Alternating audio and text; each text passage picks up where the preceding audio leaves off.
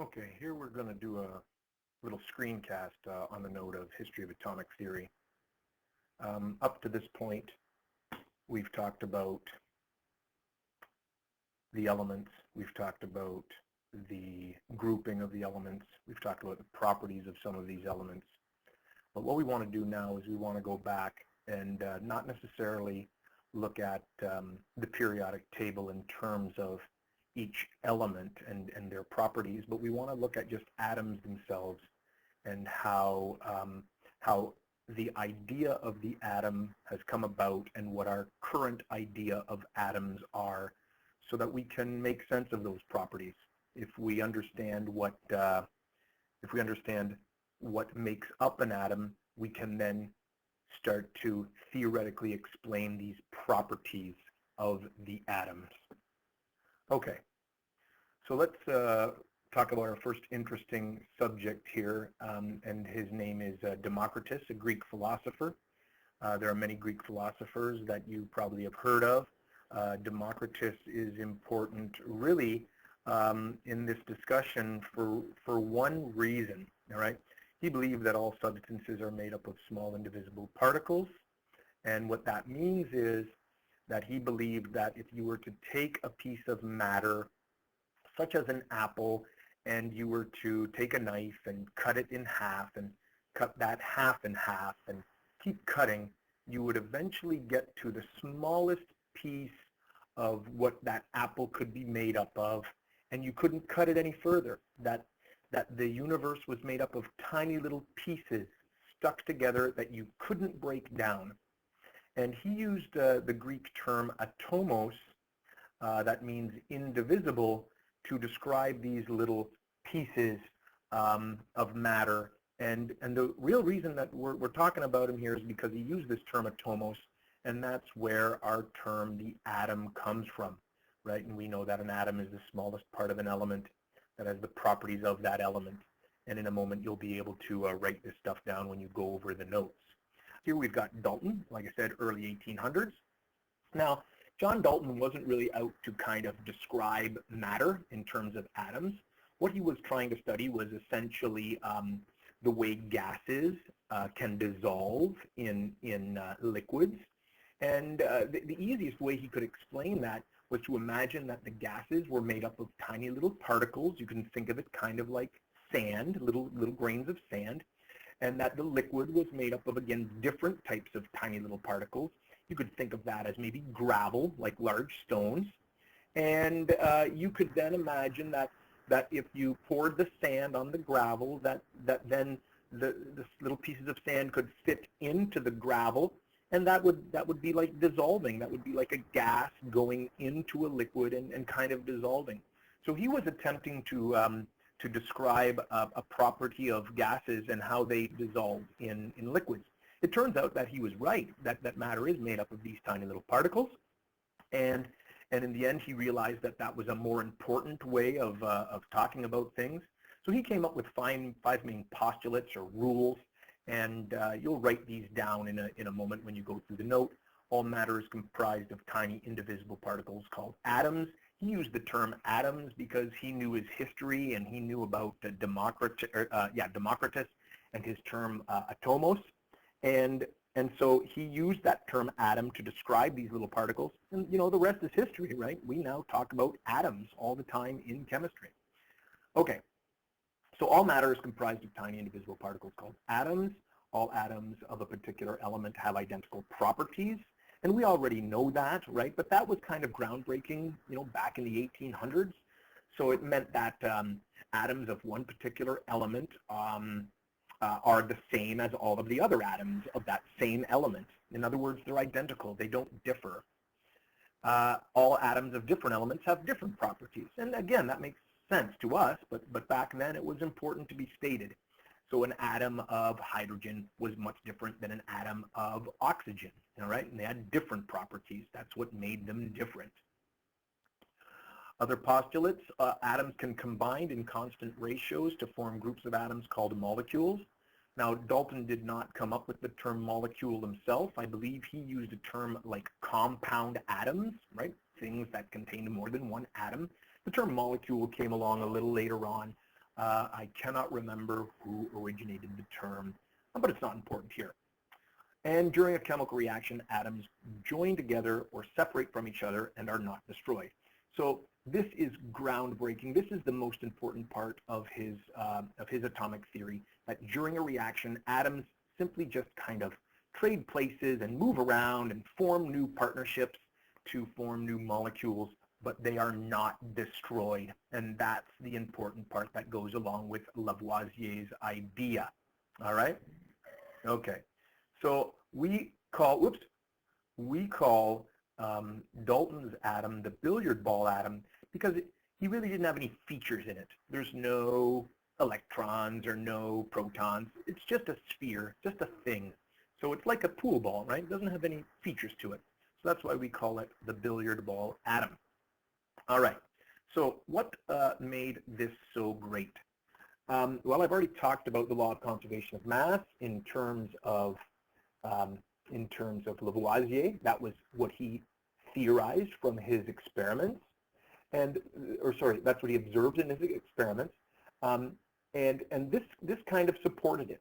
So his atomic theory supported the law of conservation of mass. In any physical or chemical change, the total mass of the system stays the same. That's one way of stating it. Another way of stating it is the total mass of the reactants equals the total mass of the product. And a third way of stating it, matter is neither. And if I were here, I would ask people to give me your input on how to complete the fill in the blanks.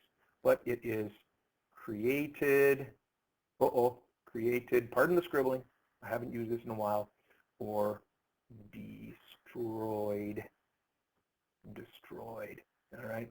So matter is neither created or destroyed. All right? It means that it just kind of rearranges and trade takes places. Okay. The other important law that was supported is the law of constant composition. Chemists realized that a compound made up of more than one type of atom was always the same. It didn't matter where you got that particular compound. So if somebody took some water out of the Thames River in London, England, and analyzed it, they would find that it was 11% hydrogen and 89% oxygen. And if they took some water from, say, the Sydenham River in mighty Albinston, Ontario, and they analyzed it, they would also find that it was 11% hydrogen and 89% oxygen.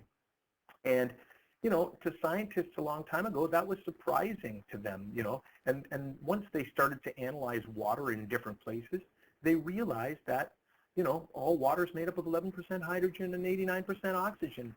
And if we think of if we think of molecules as being made up of certain groupings of atoms, which we now know to be, right, something like this, H2O, and we know this now, but they didn't know that back then it makes good sense that our, you know, mass of the hydrogen, 11%, mass of the oxygen, 89%, is, you know, it's always going to be the same because all water is made up of the same particles. So the law of constant composition was another very important idea that was kind of confirmed by this theory. Okay, let's jump ahead now to a guy by the name of Thomson. So we've jumped ahead about 100 years, and that's not very long ago from now, so that's like about 110 years ago, this type of idea. Thomson was taking some ideas from a guy by the name of, well, let's take a look here. Oh, let's shut that off, and let's look at Crookes tube, a Crookes tube. All right, Crookes tube. Click on that. So here we've got some images for some Crookes tubes. This is an interesting thing.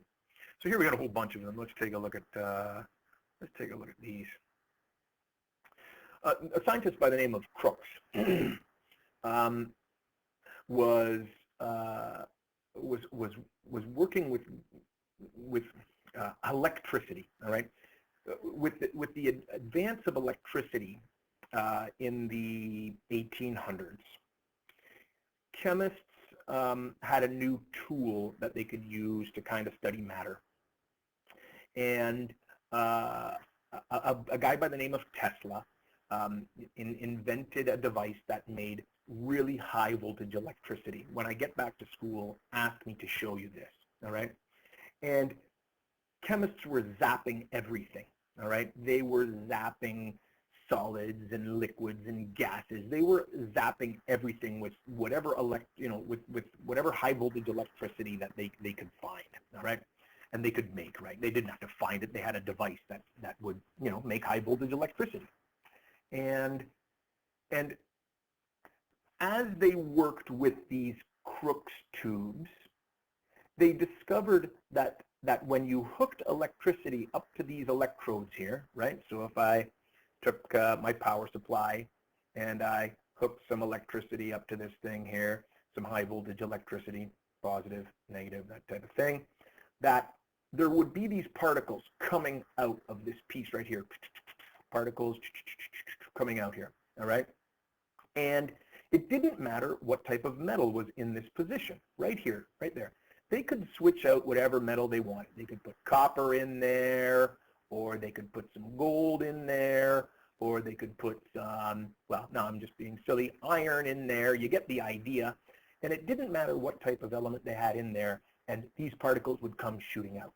And these particles had certain properties. They were very small, they were very fast, they moved in straight lines, and they had mass, because they could knock things down, like this target here, they could make that fall over. So it wasn't light that they had discovered here, but tiny little particles. And it turns out that these little particles we now know are electrons, all right? Now, what does this have to do with the atom and Thomson? Well, scientists were naming these things. They were calling them electrons, little tiny pieces of electricity. That's what electron means, all right? And it was Thomson, all right? It was Thomson who decided, let's then think about where these electrons are coming from. And so he realized that they were coming from all of the atoms that made up those pieces of metal, that they were being ejected from the atoms. So he simply concluded that the atoms must be the origin of these little pieces called electrons, all right? So electrons were found and originated in the atom. So what's Thomson's big, contribution to the theory of the atom? It's that he put electrons in the atom. Scientists knew about these electrons. Using the new electricity, they were zapping things and discovered these little pieces of electricity. And Thomson simply said, well, where do these electrons come from? Well, they come from the atoms. Excuse me. Okay. His hypothesis stated that the electrons were embedded in a positively charged sphere. Okay? So we call this sometimes the plum pudding atom. This is an English representation. Thomson was English. And simply then we have these negatively charged electrons in this sphere of kind of gelatinous positiveness, all right? And it has to be kind of gelatinous, like Jell-O, because if the electrons can be ripped out, then it means that they've got to be able to be like kind of sucked out of that Jell-O and then sent along their way if you were to, say, use it in a Crookes tube, all right? So, I like to think of it more like, that Jell-O salad that you see at Christmas when, it has the fruit floating in the middle of it. And you can think of the fruit pieces as being the electrons and the Jell-O being the positive charge. All right? So that is Thomson right there. And he simply just put the electron into the atom. And again, another little video we're not going to do. Okay, the last guy we're going to talk about here, well, no, there is one more guy, is a guy by the name of Rutherford, all right? Ernest Rutherford did an important experiment using gold foil to analyze the inside of an atom. Now, this is usually a little animation that runs that explains the gold foil experiment. I'm going to just kind of show you the gold foil experiment. To draw it up here because that animation isn't working. Okay, so here's what Rutherford did. Rutherford took a piece of rock that was radioactive and he encased it in a box. All right, so he put it in a box and he left a little opening right there at the beginning. Now, this particular stuff was, like I said, radioactive. Okay, so this is radioactive, and we're going to learn about radioactivity in a little later on when I get back. Anyway, radioactive elements eject little particles, all right? And this radioactive thing was ejecting what we call alpha particles, all right? Alpha particles, whoops, pardon the spelling. And an alpha particle is essentially a helium nucleus, all right? It's an helium nucleus. And it's relatively heavy, all right? Heavy, and it's fairly fast. It's heavy and fast. And scientists had discovered that certain elements, like uranium, all right, so this is probably uranium, eject these particles, and that's what radioactivity is. Rutherford realized that if he took these particles and aimed the particles at some atoms, he could get a sense for what's inside the atoms. Now, this thing is shooting off alpha particles in all directions, which is why he put it in a lead box.